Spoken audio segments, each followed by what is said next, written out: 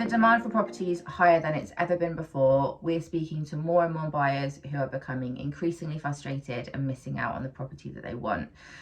Coming into the new year, we'll see a lot more stock coming onto the market, and we're here to share with you some inside information from a estate agent's point of view as to how to make sure you're going to be one of the first people that estate agent calls when a new property comes onto the market. Many of you may know that estate agency is a super competitive industry. There are thousands of estate agents out there, and there is so much choice for any seller. So it's very important for an estate agent, when they win a listing and a seller trusts them to sell their property, that they recommend the very best services for that person and the property transaction runs as smoothly as it possibly can. Now, every property transaction has problems somewhere along the way. It's not plain sailing most of the time, but it is in an estate agent's interest to make sure that they can line up their ducks as much as they can to make sure that that property transaction goes as smoothly as it can for their seller.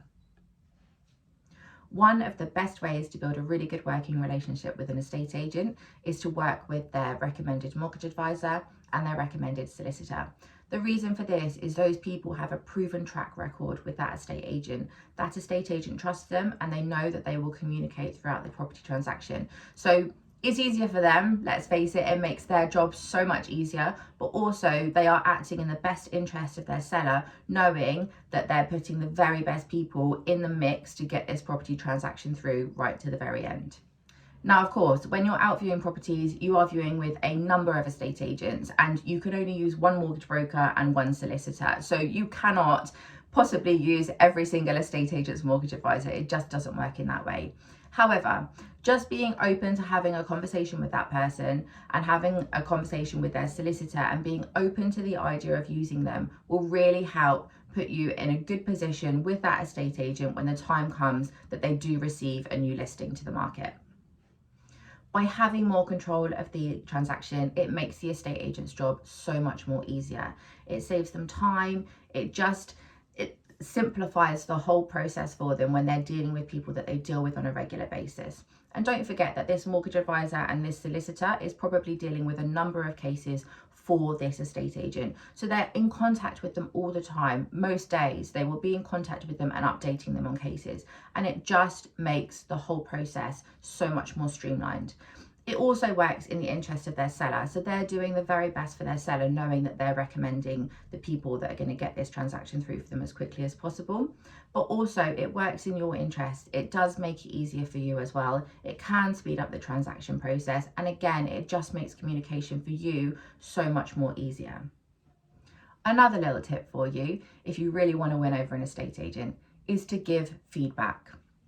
It's so easy when you have viewed a property and it's not for you to just ghost an estate agent. Happens all the time. We're very used to it now.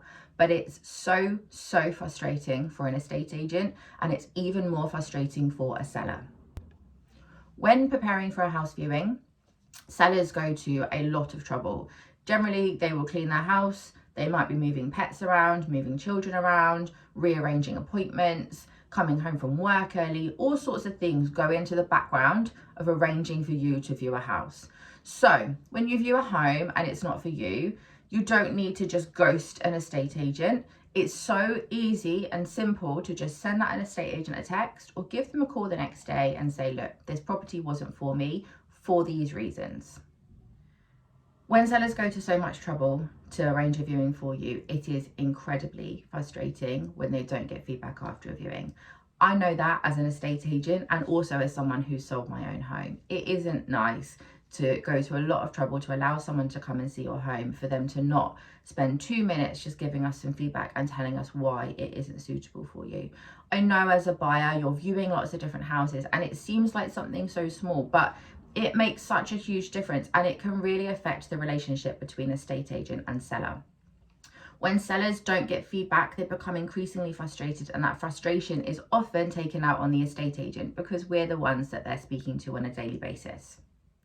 When you work with buyers who are really open with feedback and contact you the next day and just make everything so easy, it makes our job easier with our sellers, and it makes us more inclined to call you and say, do you know what, come and have a look at this property, because we know that even if it's not for you, you're going to tell us what this seller can do to make it suitable for the next person. We are in a seller's market right now. And unfortunately, as a buyer, you are going to have to jump through hoops and build relationships with estate agents to make sure that you are at the front of the queue when these new listings come on. This is the case if you're a first-time buyer, if you're upsizing, and even more if you're an investor. If you're an investor and you're trying to build relationships, these are the things that you can do to make sure that you are at the front of the queue when these properties come onto the market. Now, of course, I would just like to say, these are not things that you have to do. Nobody can conditionally sell. Nobody can tell you you have to use their mortgage advisor and you have to use their solicitor. That's absolutely not the case, and that's not what I'm suggesting in this video. What I'm saying is the people that do and the people that are open to these things are the people that estate agents prefer to work with, and realistically they're going to be the people that they call first when a new property comes onto the market, particularly if they know it's going to sell straight away.